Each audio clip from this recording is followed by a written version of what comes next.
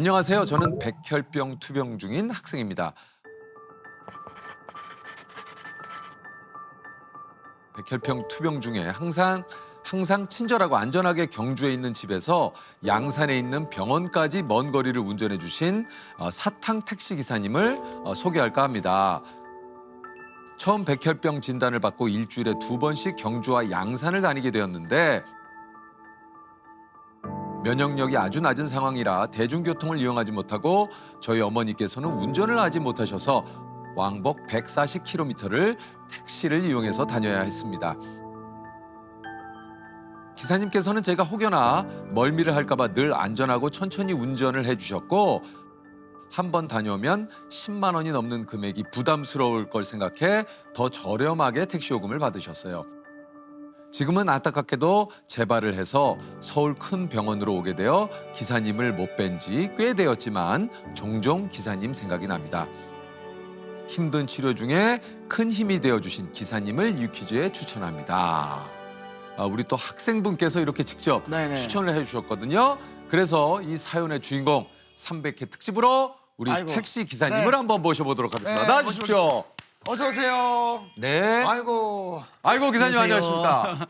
안녕하세요. 아유 반갑습니다. 아유 반갑습니다. 안녕하세요. 안녕하세요. 처음 뵙겠습니다. 반갑습니다. 안녕하십니까. 소개를 직접 부탁드리겠습니다. 네, 경주에서 23년 택시 운영을 하고 있는 전창혜라고 합니다. 우리 또 전창희 기사님, 예. 최린군의 추천으로 오늘 이렇게 유퀴즈에 이제 출연을 하시게 됐는데 제안을 받고 좀 어떠셨어요? 뭐 개인적인 영광이죠. 이런 좋은 프로에 초대도 해주고 생각지도 못했죠. 그러면 리미가 또 저하고 좋은 추억이 있다 하니 그 또한 제가 감사할 일이죠. 사실 저 뭐 어떻게 보면 최린군이 이렇게 추천을 안 해주셨으면 이 사탕 기사님 이 참 저희가 어떻게 이렇게 또 뵐 수가 있었을까 하는 생각도 좀 들거든요. 아유, 네, 또 제가 한편으로는 또 영광입니다. 기사님께 감사드리고 또 이렇게 추천을 네. 직접 해주신 우리 또 최린군에게도 네, 고맙다는. 진심으로 고맙다는 얘기를 좀 드리고 싶어요. 그 경주에선 유명한 사탕 기사님이라고 하시던데요. 네, 뭐 부끄럽지만 늘 손님한테 사탕을 나눠주다 보니 자연스럽게 사탕 택시라는 별명이 생겼습니다. 그러니까 우리 저 학생뿐만이 아니고 이제 오시는 승객분들께 사탕을 이렇게 주시는. 네, 뭐 그럼 그 사탕을 하루에도 꽤 많이 이렇게 구매를 하셔가지고 이제 한 달 평균 한 15만 원 정도 들고요. 아이고야. 우산 운운까지 해서 비 오는 날은 우산값까지 좀 들어가죠. 우산값이요? 네, 한 9년 동안 우산 나눔도 좀 하고 있거든요.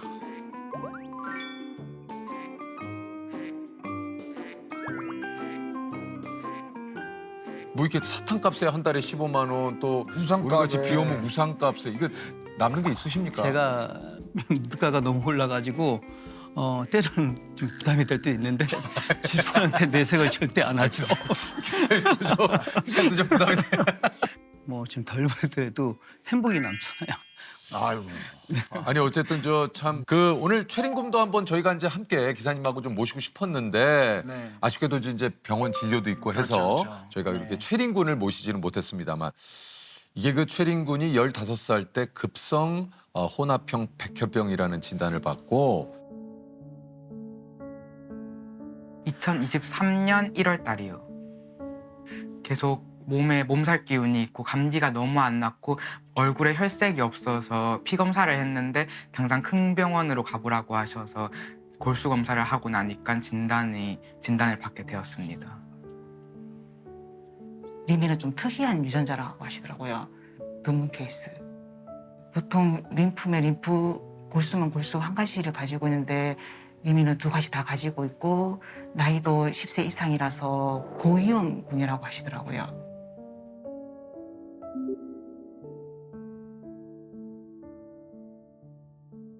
이게 이제 면역력 때문에 네. 대중교통을 이제 못하고 이제 최린군 아버님도 지방을 다니면서 일을 하셔가지고 기사님 택시를 타고 병원 진료를 많이 좀 보셨다고 해요.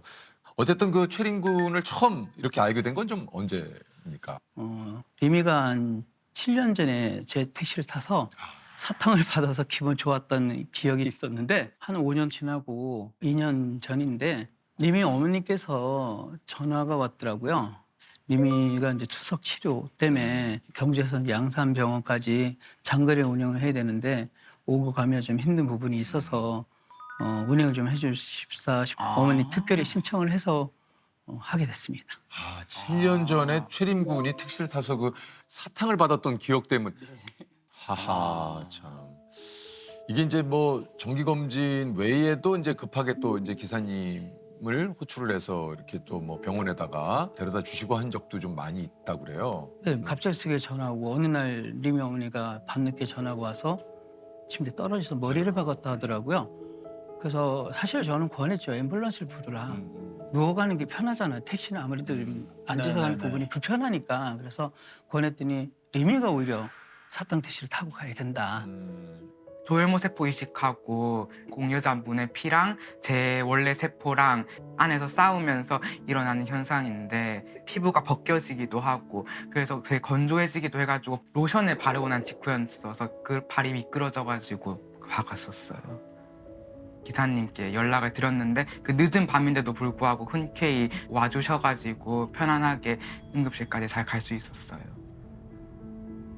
또 기사님이랑 가는 게 심리적으로도 되게 안정이 될 것 같았고 편안하게 느껴져가지고 그때 당시에는 진짜 기사님밖에 생각이 안 났었어요. 이게 이제 경주에서 양산 병원까지 거리가 한 140km 왕복이요. 네, 왕복 140km 3시간 정도 걸립니다.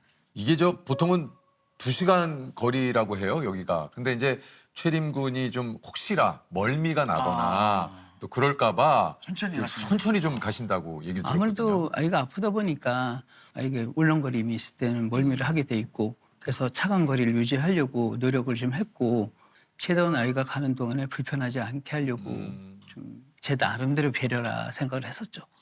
이게 그 저 최림 군을 또 이제 병원에다가 데려다 주고 진료를 보는 동안 최림 군을 계속 또 좀 기다려 주셨다 그래요. 네, 뭐 더 적게는 4시간, 많게는 8시간 정도 기다리면서 리메가 좋아할 수 있는 음악 같은 걸 좀 준비해 놓다든가 뭐 저는 운동을 좀 하고 기다렸었죠. 그 시간 동안 운행을 안 하시면 그만큼 사실 그러니까요. 좀 리미가 어쨌든 제 차를 타는 걸 되게 선호해요. 편하게 생각하고 잘 따라주는데 그 기다려서 뭐 비용과 뭐 시간 이런 게 결코 아깝다는 생각은 안 했어요. 치료는 게 단시간에 이루어지는 부분이 아니기 때문에 매번 갈 때마다 긴장을 같이 하게 되고 어머니가 가면 연락을 주시거든요. 기다리다 보면 수치가 오늘 올라가서 오후에 진단이 좀 나와봐야지 추가 입원할 수 있다 그러면 저 가슴도 좀 덜컹거리고 어떡하죠? 몇 시간 더 기다려야 될 텐데 그때는 되려 그게 반가운 거야. 아프진 않으니까 병원에 입원 안 하든가 내가 몇 시간 기다린 거 정도는 충분히 감수할 수 있는 부분이 있는 거죠. 병원 갔다 오래 힘없이 있어 보면은 그게 좀 눈에 밟혀요. 그러면 이제 리미가 좋아할 수 있는 걸 찾다 보니까 차에다 LED를 좀 많이 설치하는 부분이 있거든요. 리미가 반짝거리는 걸 좋아해요. 그래서 리미가 하는 날은 특히 이제 망골레 젤리를 차에다 많이 비치는 경우가 더 많죠. 뭐 최신곡을 좀 틀어주고. 듣고 싶은 노래 있냐고 여쭤보셔서 제가 최신 가요를 좋아한다, 멜론 차트 듣고 싶다 이렇게 말씀드렸더니 기사님께서 항상 오실 때마다 최신으로 항상 업데이트를 해가지고 왔다 갔다 다닐 때마다 틀어주셨어요. 너무 좋아요. K-pop 가수요? 저 에스파요. 네. 기사님께서는 병원 치료에 지친 저를 위해 택시에 전부도 달아주시고 어린이날에는 저에게 용돈까지 쥐어주셨습니다. 20년 넘게 경주 투어를 전문적으로 하시는 분이라 정말 대단하고 신기한 이야기를 많이 가지고 있으셨어요. 다니는 초창기에 언어 때문에 좀 그 오해를 좀 받았다고요, 그 학교에서. 예, 맞아요. 왜냐하면 거기 그 학교에는 정말 어린 학생들은 16살에 들어온 학생. 왜냐하면 이 학교는 그 국제 수학 올림피아드 그런 데 나가서 메달을 따갖고 온 학생들이 많았거든요. 그러니까 학생들이 저하고 어떻게 보면 아버지 뻘이잖아요. 그렇죠, 그렇죠.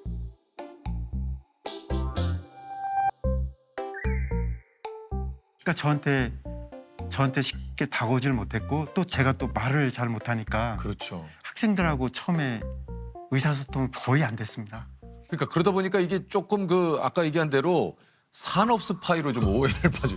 그러니까 그러실 그럴 수 만해. 있겠네요. 왜냐면 관계를 맺지 않고 늘 자기 혼자. 이게 그죠? 이거는 정말 사실이었습니다. 왜냐하면 이 학교에 외국인이고 또 검정고시 출신이고 또 나이가 들어서 오니까 이게 그 학교에서는 정말 처음이었습니다. 뭔가 그러니까 의도를 가지고 여기 왔다. 더군다나 또 제가 간 학과가 바로 국방산업학과 야, 그건 더욱더. 밀접한 연관이 있거든요. 이게 그러니까 그러니까 나중에 그 학교 교수님들이 저한테 이거 직접 얘기해 준 겁니다. 저를 산업 스파이로 오해했었다고. 의심했다고요. 아니 근데 어찌됐든 이렇게 이제 힘들게 뭐 또 공부를 해 오시다가 그 한 학기 만에 퇴학을 당하셨다고요? 예, 왜냐하면 제가 아까도 말씀드렸지만 학교에서는 그 시험 일자를 이렇게 게시판에다 올리거든요. 그렇죠. 근데 제가 컴퓨터를 못 하니까 확인이 안 되는군요. 아예 그래서 시험 보는 날 저는 시험을 보러 가지를 안 했습니다. 그래서 시험 성적이 하나도 없었습니다. 아이고. 아우, 이 어렵게 여기 들어왔는데. 예, 정말 이거는 그 학교 담당자분이 저한테 오면서 짐을 싸서 한국에 가야 된대요. 왜냐하면 퇴학을 당해서 그렇죠.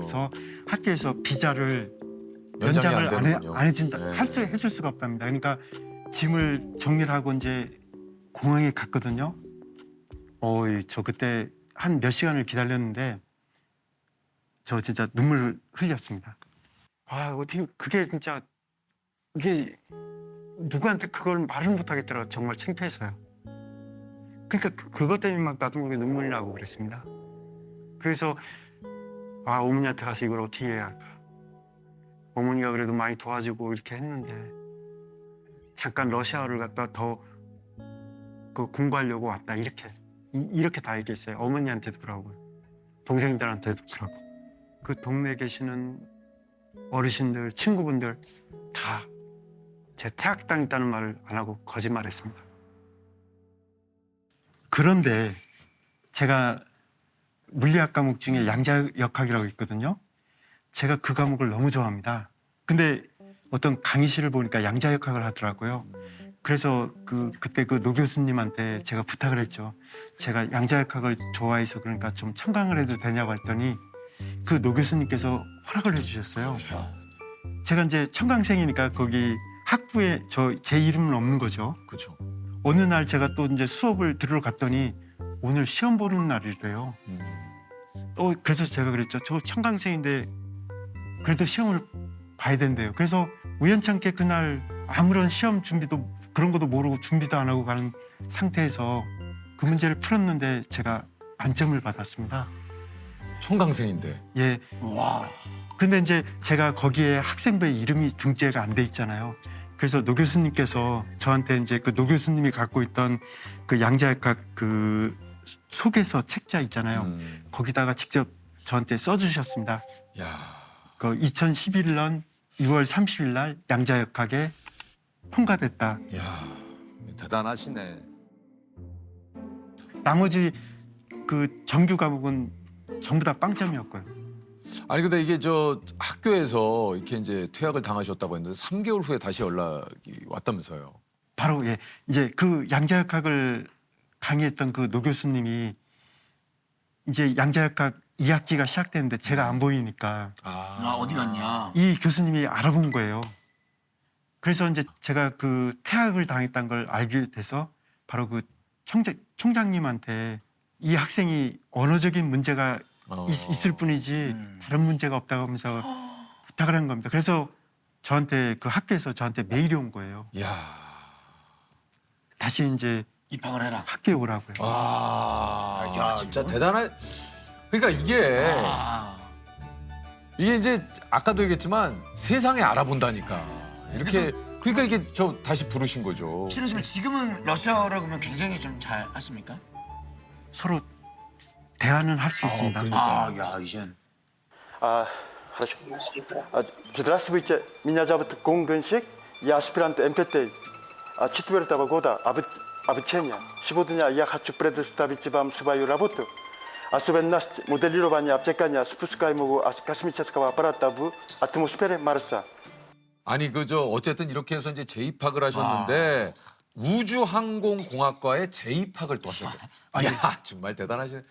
지금 학교를 몇 군데 다니신 거예요. 이게 배제대학교 뭐 청가까지 다니면 카이스트, 충남대학교 네. 여기 지금 러시아에 있는 그 대학까지 야 아니 그래서 이번에는 이제 재입학을 하시면서 이런 불상사가 없기 위해서 사전부터 교재까지 들고 하루에 3시간 자고 20시간을 뭐 공부를 하셨대요.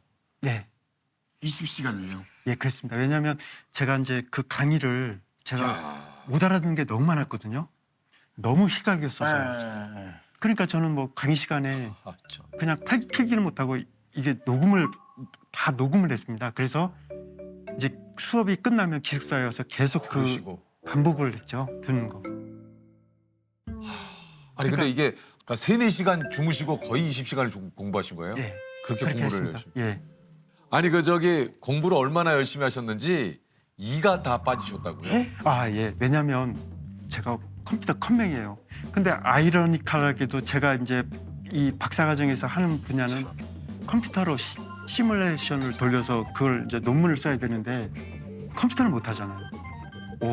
이게 그래서 어떻게 했냐면 그 연구실 있잖아요. 그러면 지도 교수님이나 아니면 거기 다른 연구원님들이 하는 거를 촬영을 했습니다. 그게 산업 스파이 아니에요? 아니 그때는 그거는 산업 스파이가 아니 아니고. 아니요. 제가 컴퓨터를 배우려고 하니까 누가 가르쳐 주는 사람도 없고 그래서 이제 그 촬영한 걸 갖고 계속 반복을 했죠. 다시 반복을 또 하셨고. 예. 그 똑같이 기숙사에 가서 계속 그거 보면서 똑같이 보면서 반복하다 보니까 이게 신경질도 나고 신경이 막 곤두서잖아요. 그러니까 막 이가 막 흔들리더라고요.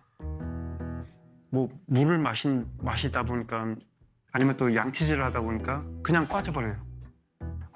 거의 없습니다. 다 아래에 틀립니다. 예, 제가 지금 여기서 논문을 쓰려고 여기서 지금 현재 컴퓨터로 시뮬레이션 하고 있는 방입니다. 제가 하는 거는 바로 이 화성 대기권에 진입을 할 때 그 발사체에 생기는 온도, 압력 계산하는 게 바로 저의 전공 분야입니다. 예, 아직 잘 돼가고 있습니다. 잘 돼가고 있는데 온도가 조금 더 높아졌고 압력은 변화가 없고 이산화탄소 농도 분포량은